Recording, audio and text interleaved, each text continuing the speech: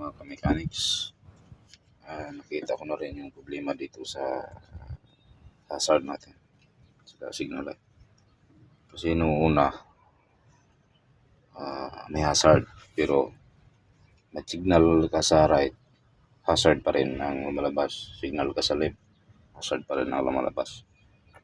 So ngayon, tinignan ko, may diferensya yung board.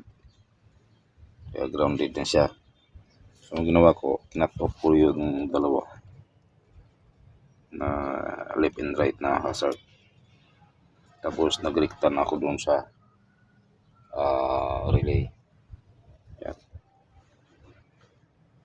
Tapos ito gagawan ko ng switch, yung dalawa, para sa hazard. Kasi pag dinikit mo to, hazard na siya. Dalawang relay na yung gagana doon sa loob. So ganun. Medyo sumakit ulo ko dito, pero okay na rin. So ayan, may signal light na tayo. Ayan. Kaliwa. So mag-hazard tayo dito. Nilagyan ko na ng sariling switch. Ayan, hazard.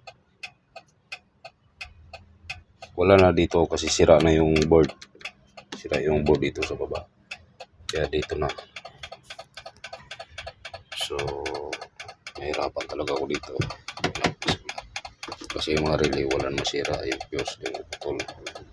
So dito ko hinanap sa baba. Ito. Yung pinaka main board niya ay sira. Kaya na-bypass ako dito sa main board. Kumuha na ako dito sa baba. Yan, doon sa placer.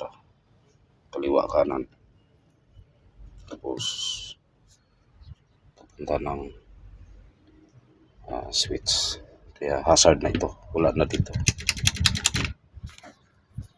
So yun. Kamusta?